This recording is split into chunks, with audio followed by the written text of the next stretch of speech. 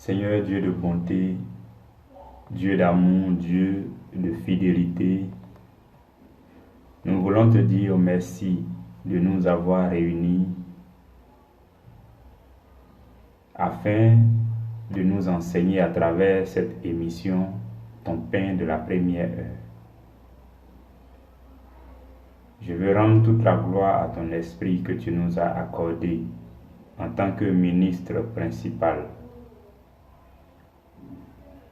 Et tu as fait de nous des ministres associés afin d'annoncer ta gloire au monde entier. Je veux te rendre toute la gloire. Merci, mon Seigneur et mon Dieu. Amen. Frères et sœurs, le sujet que nous allons développer aujourd'hui, c'est commencer dès maintenant à développer l'esprit de pardon qui habite en vous. Nous avons étudié le mot pardon durant tout le mois de juillet. Et aujourd'hui, nous allons insister un peu sur le fait qu'il est important pour moi et pour toi de mettre en pratique tout ce que nous avons entendu. Et nous allons prendre nos Bibles dans le livre de Jacques,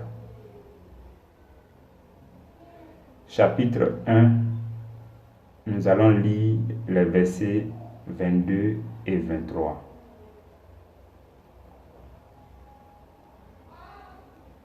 Mettez en pratique la parole et ne vous bornez pas à l'écouter en vous trompant vous-même par de faux raisonnements.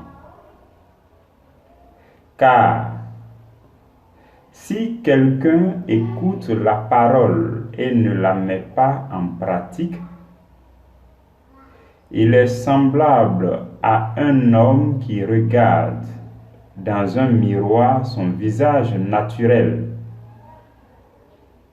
Et au verset 24, et qui, après s'être regardé, s'en va et oublie aussitôt comment il était.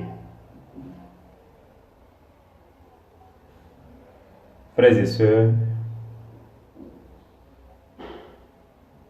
la Bible nous parle de la mise en pratique de la parole lue, la parole écoutée, la parole entendue, la parole révélée. Ici, l'apôtre Jacques, ce Jacques-là, c'est le frère du Seigneur Jésus. Ce n'est pas le Jacques, frère de Jean, fils de Zébédée, non. C'est le frère du Seigneur, le demi-frère du Seigneur, un des demi-frères du Seigneur Jésus, qui n'était pas initialement disciple, mais qui a fini par croire en son demi-frère, notre Seigneur Jésus, et il a rejoint la famille des disciples. Et plus tard, il est devenu le chef de l'église de Jérusalem. Et c'est ce Jacques qui a écrit ce livre. Ce n'est nullement le Jacques du frère de Jean. Parce que le frère de Jean a été l'un des premiers martyrs. Après Étienne, il a été l'un des premiers martyrs. Donc il n'a pas vécu longtemps pour écrire, pour faire partie de ceux qui ont écrit les pages de la Bible. Et donc ce Jacques-là, qui n'a pas même été parmi les tout premiers apôtres, qui n'a pas cru initialement à son frère, va nous interpeller.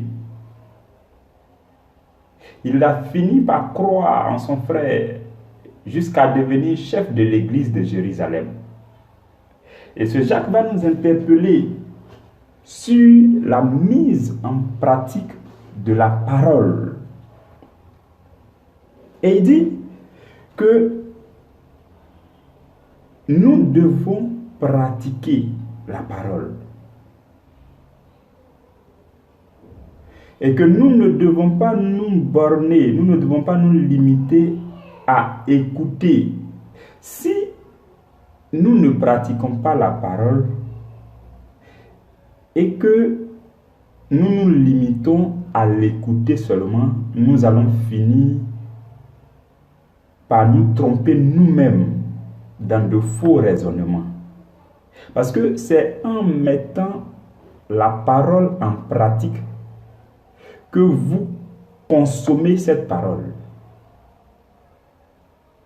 Alors, il est une chose que d'entendre la parole.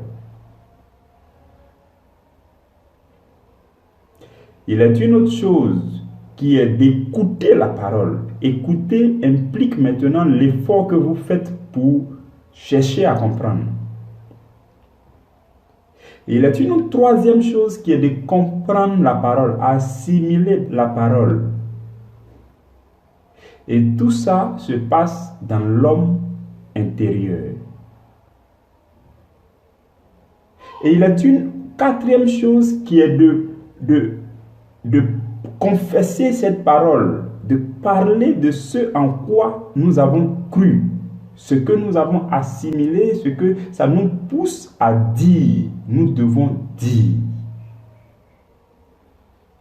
C'est d'ailleurs la raison pour laquelle Jean et Pierre, devant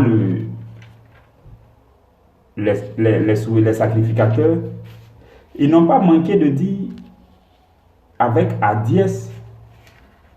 Ils ont dit, nous ne pouvons pas ne pas parler de ce que nous avons vu et entendu. Donc, ce que vous avez entendu, ce en quoi vous avez cru, vous finissez par vous sentir mieux pour en parler. Et Jean va redire la même chose après dans les écrits. Dans 1 Jean chapitre 1, verset 3, Jean va dire, ce que nous avons vu et entendu, nous vous l'annonçons. Donc, ce que nous voyons avec les yeux du cœur, ce que nous comprenons dans notre entendement selon l'homme intérieur, nous pousse à parler de ça. Et il est une dernière chose qui est de mettre en pratique. Si vous n'accomplissez pas cette dernière chose, vous n'avez pas encore consommé entièrement la parole de Dieu. Donc, ce que je dis, c'est que la première chose, c'est que vous pouvez entendre la parole. Entendre ne nécessite pas forcément que vous fournissiez l'effort, que vous êtes intéressé, non. Parce que quelqu'un parle de la parole, parce qu'on prêche la parole à côté de vous, parce qu'on parle de la parole à côté de vous, vous pouvez simplement l'entendre, sans vous y intéresser. Et la deuxième chose, c'est lorsque vous commencez à vous intéresser, lorsque vous commencez à écouter. Et la troisième chose, c'est lorsque vous comprenez ce que vous écoutez, ce que vous lisez. Lorsque vous comprenez cela. Et la quatrième chose, c'est que vous devez confesser ce qui est entré en vous comme parole, qui est entré dans votre cœur, que vous avez compris. Vous devez confesser ça de votre bouche. Et la cinquième et dernière chose dont nous parlons aujourd'hui et qui est très cruciale, c'est que vous devez vivre en fonction de ce en quoi vous avez cru. Vous devez vivre la parole. Et Jacques nous dit que nous ne devons pas nous limiter à l'écouter, à écouter la parole, simplement, ou bien à parler de la parole. Sinon, nous allons nous mélanger les pédales dans de faux raisonnements. Parce qu'à ce stade, nous n'avons pas encore entièrement consommé la parole. Et pour consommer entièrement la parole, nous devons aller jusqu'à la mettre en pratique. Quand vous mettez une parole biblique en pratique, alors vous avez consommé cette parole.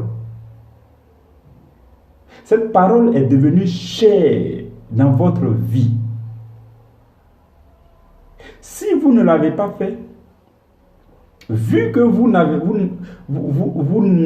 n'avez pas l'expérience de la chose, vous n'avez pas expérimenté, vous n'avez pas vécu la chose, vous pouvez vous tromper là-dessus dans vos raisonnements. Vous pouvez vous mettre à parler d'un verset biblique, d'un sujet biblique que vous n'avez pas vécu, que vous n'avez pas expérimenté. Et vos raisonnements seront de faux raisonnements parce que vous ne les avez pas vécus, vous ne les avez pas expérimentés. Et c'est très grave. C'est pourquoi, moi, depuis un moment, je dis au Seigneur, ce que tu veux que je proclame. Surtout lorsque l'assemblée est composée d'un grand nombre de personnes, ou lorsque l'assemblée se composera d'un grand nombre de personnes, Seigneur, s'il te plaît, ce que tu voudras que je proclame, je veux avoir vécu ces choses, afin de bien les annoncer, parce que je les aurai consommées dans ma vie, je les aurai expérimentées, je les aurai vécues. Et Jacques va poursuivre pour dire que si quelqu'un écoute la parole et ne la met pas en pratique, il est semblable à un homme qui regarde dans un miroir son visage naturel et qui, après s'être regardé, s'en va et il oublie aussitôt comment il était. Alors, ce que je voudrais nous faire remarquer, c'est que en lisant la parole de Dieu, lorsque vous ouvrez votre Bible dans l'intimité de la présence de Dieu,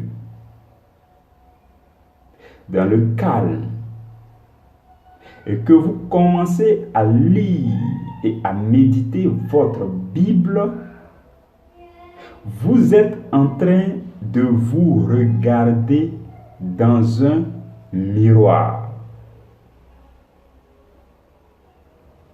Lorsque vous écoutez une exhortation, un enseignement, une prédication, audio ou vidéo,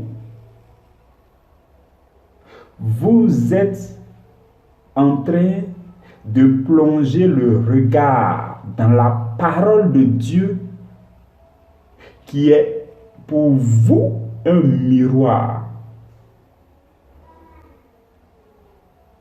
Et celui ou celle que vous voyez à travers ce miroir de la parole de Dieu lue ou entendue ou écoutée, c'est votre personne, mais votre personne devenue une nouvelle créature.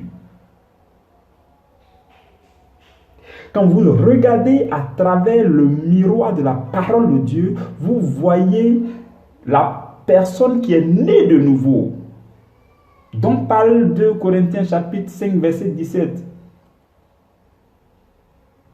Lorsque vous êtes en Christ, vous n'êtes plus une ancienne personne, parce que vous êtes devenu une nouvelle créature en Christ. Toutes choses sont devenues nouvelles. Donc quand vous regardez à travers le miroir de la parole de Dieu, vous voyez la personne que Dieu a prévu que vous soyez. Vous voyez une personne née de nouveau, une personne qui devait avoir la nature divine, une personne spirituelle.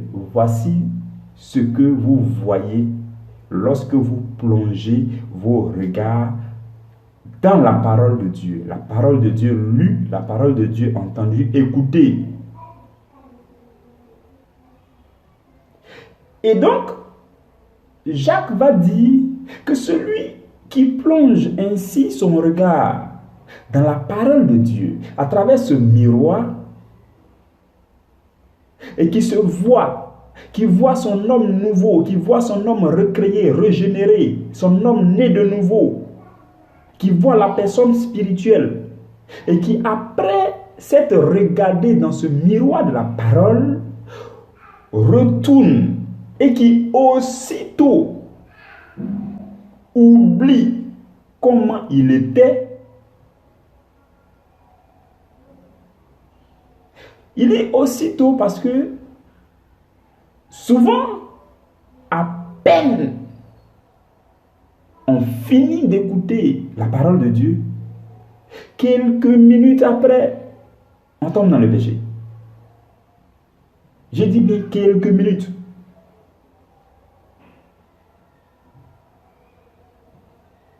À peine on vient de l'église, on vient d'écouter la prédication, l'homélie du prêtre, qui a réjoui notre cœur.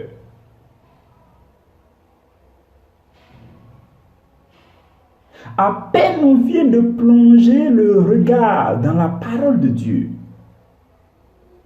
Quelques minutes après, aussitôt après, on se voit en train d'offenser Dieu, en train de travailler pour Satan, en train de nous laisser enveloppés par le péché.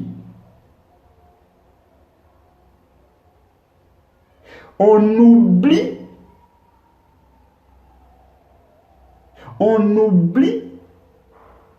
la personne qu'on a vue à travers le miroir de la parole de Dieu.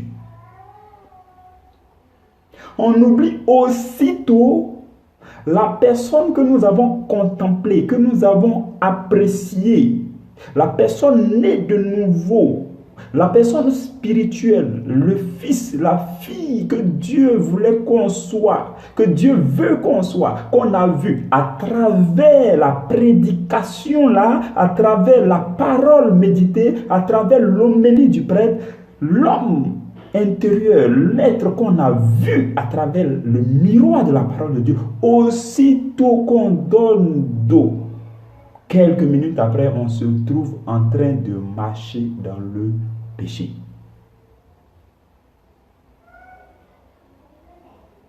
C'est une réalité triste.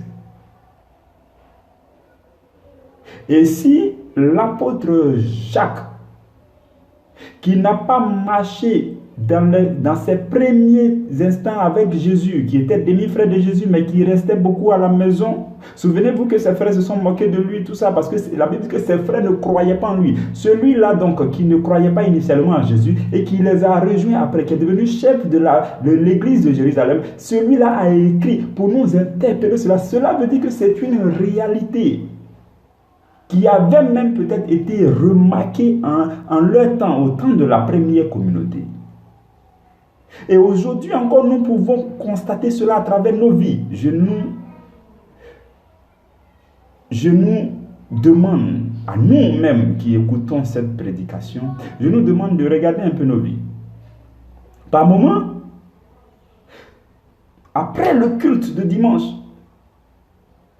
matin, ou bien après la messe de dimanche matin, dès dimanche après-midi, on est dans le péché.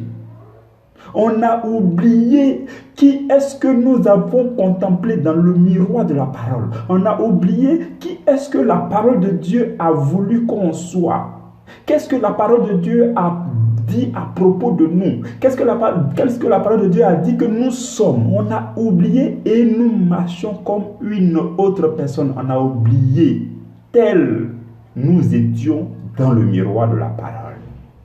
Frères et sœurs, ce que le Seigneur nous demande aujourd'hui, c'est de nous efforcer à nous rappeler constamment que nous devons être ce que Dieu veut que nous soyons. Nous devons être ce que la parole de Dieu a voulu que nous soyons. Nous devons être ce que nous avons vu à travers la parole de Dieu.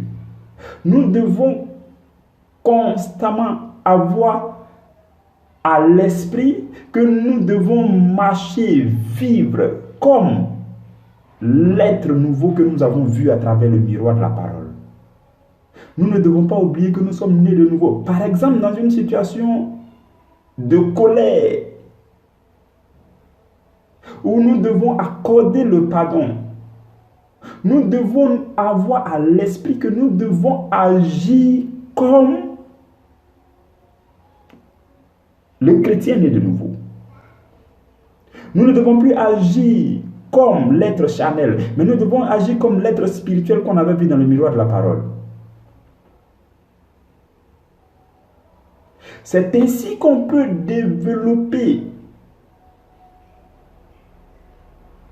l'activité de l'Esprit de Dieu qui habite en nous. Nous avons déjà la nature divine. Nous avons reçu les prémices de l'Esprit. Et l'Esprit de Dieu habite en nous. Il est de notre devoir de lui obéir. Et en lui obéissant, nous développons son activité à travers notre vie. Nous intensifions ses activités dans notre vie. Et en lui obéissant, nous ne sommes pas des auditeurs oublieux. Parce qu'au verset 25, justement, Jacques va dire que celui qui aura plongé les regards dans la loi parfaite, la loi de la liberté et qui aura persévéré, celui-là n'est pas un auditeur oublieux.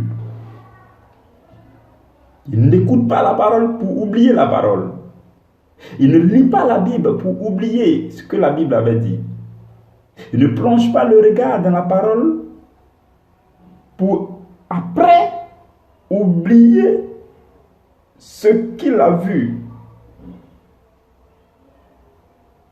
En le faisant, frères et sœurs, nous deviendrons matures. L'Esprit de Dieu va grandir en nous. Est-ce que la Bible appelle le fruit de l'Esprit? Les 9 caractéristiques du fruit de l'Esprit vont se développer en nous. L'amour, la joie, la paix, la patience, la douceur, la maîtrise de soi, la foi, ainsi de suite. Donc, ces choses vont se développer en nous.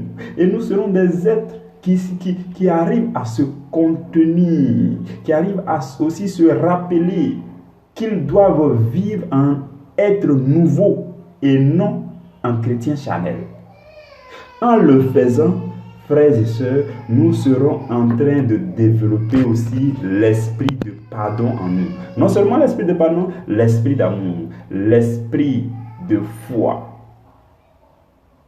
Souvenez-vous que, je ne sais plus c'est quel verset, la Bible dit que c'est l'esprit de foi qui dit « Nous avons cru, c'est pourquoi nous parlons. Nous avons cru, c'est pourquoi nous parlons. Nous avons cru, c'est pourquoi nous agissons en fonction de ce en quoi nous avons cru. » Je prie que la grâce de Dieu soit accordée à chacun de nous et que tout ce que vous et moi nous avons entendu durant ce mois de juillet à propos de l'apprentissage du pardon, la pratique du pardon, que cela soit pour nous, que cela devienne cher dans notre vie, que cela prenne forme dans notre vie quotidienne. Dans le nom puissant de Jésus. Amen.